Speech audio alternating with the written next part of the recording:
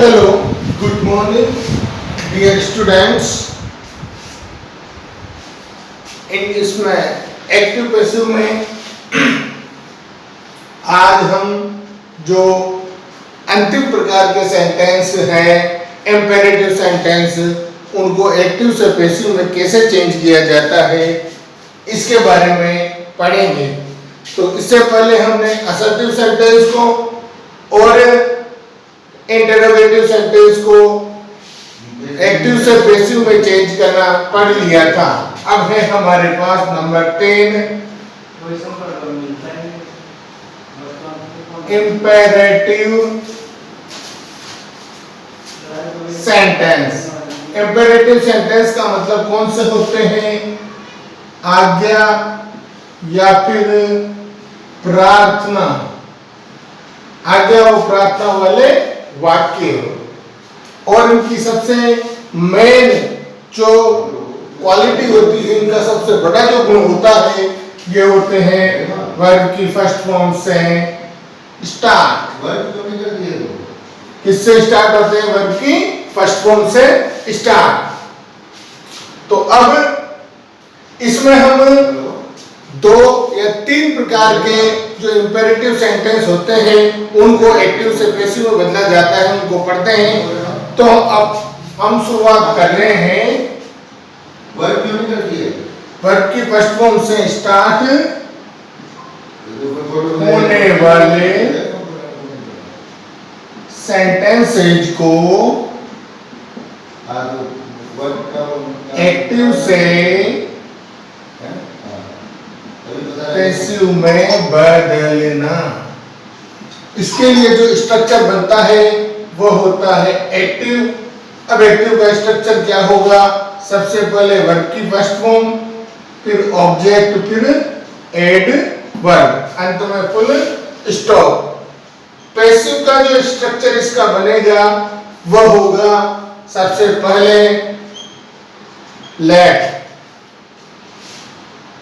फिर उसके बाद में ऑब्जेक्ट, फिर उसके बाद में बी प्लस वर्ब की third form plus adverb. ये इसमें एक चीज जो हमें ध्यान रखने योग्य है कि यहाँ पर जो सर ऑब्जेक्ट है उसको ऑब्जेक्ट के रूप में ही लिखेंगे। क्यों? क्योंकि लेट के बाद में हमेशा ऑब्जेक्टिव केस का ही प्रयोग किया जाता है। जैसे मैंने कहा था ना, यही वाले है ना नंबर। ओपन द विंडो, तो इसका पैसिव क्या बनेगा?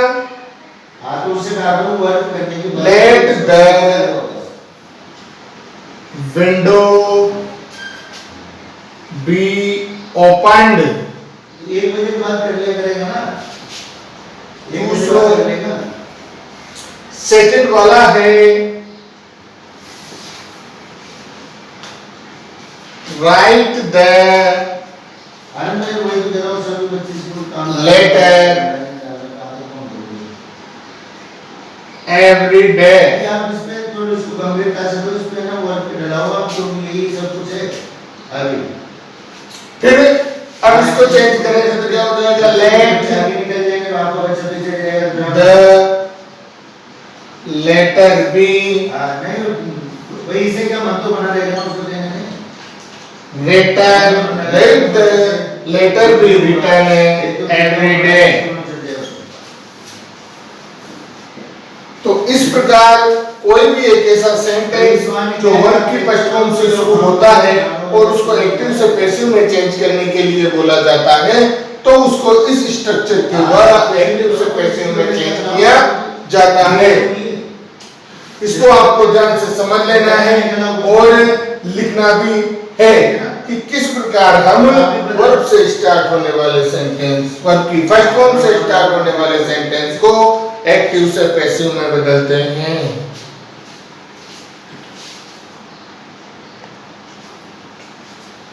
अब इसी के अंतर्गत हमारे पास एक और स्ट्रक्चर आता है कि भाई मान लो कि वर्ब की फर्स्ट फॉर्म से शुरुआत होने वाले इंपेरेटिव सेंटेंस में ही हमारे पास नेगेटिव इंपेरेटिव सेंटेंस आ जाए। कौन सा आ जाए?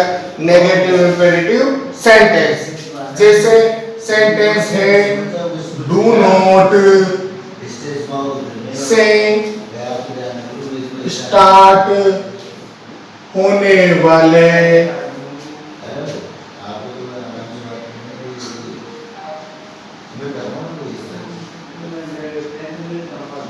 इंपेरेटिव सेंटेंस को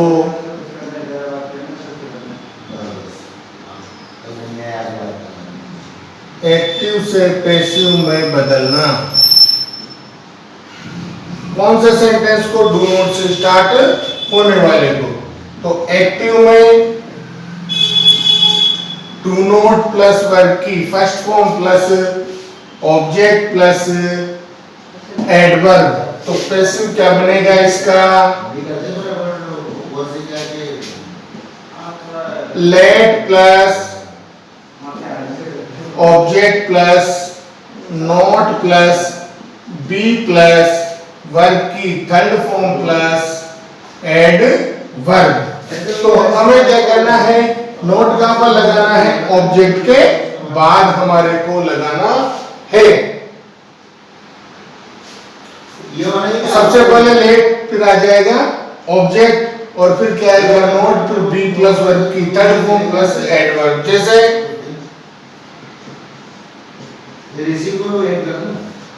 डू नॉट इंसल्ट मी। तो इसका क्या बनेगा? Let me not be insulted.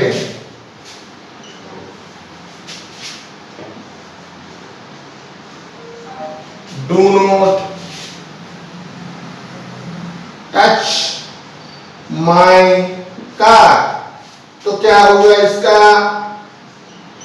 Late my car not be touched. तो ये कौन से हो गए? डू नॉट से स्टार्ट होने वाले इंपेरेटिव सेंटेंस को एक्टिव से पैसिव में बदलना। इसमें आपको क्या ध्यान रखना है कि नोट कहां पर लगेगा? ऑब्जेक्ट के बाद में। यह भी आपको विशेष प्रकार से ध्यान रखना है क्योंकि इंपेरेटिव सेंटेंस से संबंधित एग्जाम में, पेपर में क्वेश्चन आता है। तो इसको देखना और कॉपी में उतार के अच्छी तरीके से आपको समझना है।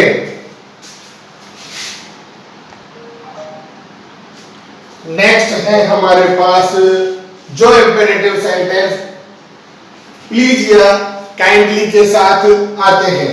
मतलब जिस इंपेरेटिव सेंटेंस में हमारे को प्लीज या काइंडली दिया जाता है तो उसको एक्टिव से पैसिव में कैसे बदला जाता है। उसको एक्टिव में पैसिव में बदलने का सबसे सीधा तरीका है। उसको 3 प्रकार से बदला जाता है, परंतु हमें मात्र एक जो तरीका है वो ध्यान रखना है क्योंकि पेपर में मात्र हमसे पूछा जाता है कि अपने को एक ही तरीके से चेंज करके उसको बताना होता है। तो एक्टिव का जो स्ट्रक्चर होता है वो होता है कौन सा? या तो प्लीज या फिर काइंडली वाक्य में आता है और उसके बाद में वर्ब की फर्स्ट फॉर्म प्लस ऑब्जेक्ट और फिर एडवर्ब सेंटेंस में दी गई होती है। तो उसका पैसिव कैसे बनाया जाता है? You are requested to plus वही वर्ब की फर्स्ट फॉर्म, वही ऑब्जेक्ट और वही एडवर्ब। और नोट क्या है? प्लीज या काइंडली को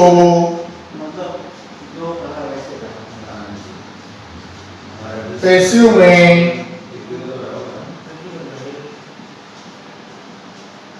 हटा दिया जाता है। तो ये प्लीज या काइंडली का अर्थ किसमें आ गया? रिक्वेस्टेड में आ गया। तो इसलिए जिस सेंटेंस में प्लीज या काइंडली दिया गया हो उस सेंटेंस की पेशिव इस प्रकार बनाई जाती है, यू आर रिक्वेस्टेड टू, और फिर बका हुआ जो सेंटेंस हमारे को दिया जाता है वही लिख दिया जाता है, और प्लीज या काइंडली को सेंटेंस में से हटा दिया जाता है। जैसे प्लीज हेल्प मी, तो इसका कैसे बनाएंगे?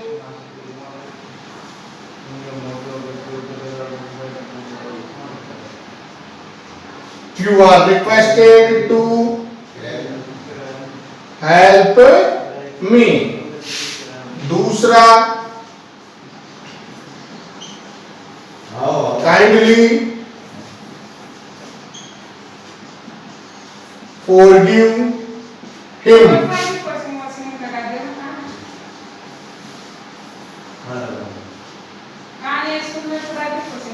You are requested forgive him। तो ये है प्लीज या काइंडली वाले सेंटेंस को एक्टिव से पैसिव में बदलना। तो यहाँ पर हमारा जो एक्टिव से पैसिव में सेंटेंस को चेंज करने क्या जो पूरा एक प्रक्रिया है वह क्या होती है? समाप्त होती है। इसके अंतर्गत हमने 3 प्रकार के सेंटेंस को एक्टिव से पैसिव में बदला। Number 1 assertive sentence, number 2 interrogative sentence, और नंबर 3 कौन से? Imperative sentence.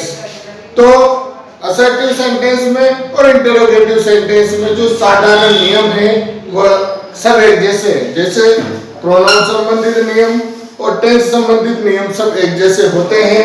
मात्र इंपेरेटिव सेंटेंस में ही प्रोनाउन संबंधित और टेंस संबंधित नियम लागू नहीं होते हैं। आशा करता हूं कि आपको एक्टिव पैसिव जो चैप्टर है अच्छी तरीके से समझ में आ गया होगा, और इसको अच्छी तरीके से समझने का प्रयास करोगे तो निश्चित रूप से आ जाएगा। और फिर भी यदि आपको कहीं पे कोई नियम में कोई कंफ्यूजन है तो उसको आप पर्सनली रूप से कॉल करके पूछ सकते हैं। Thank you.